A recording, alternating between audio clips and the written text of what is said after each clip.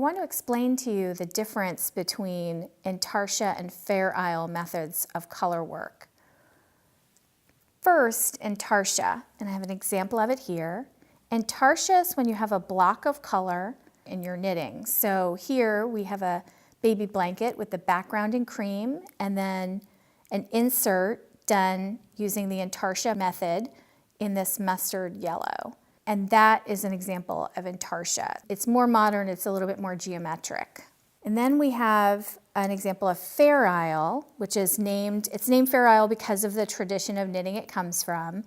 And it tends to be where you'll use multiple colors in one row. So you'll have an ongoing pattern that you'll carry usually throughout. It might be throughout a sweater, throughout the yoke of a sweater, or through a blanket, or through any project where you're stranding the color work, so you're using them both in one row. And this is an example of Fair Isle knitting.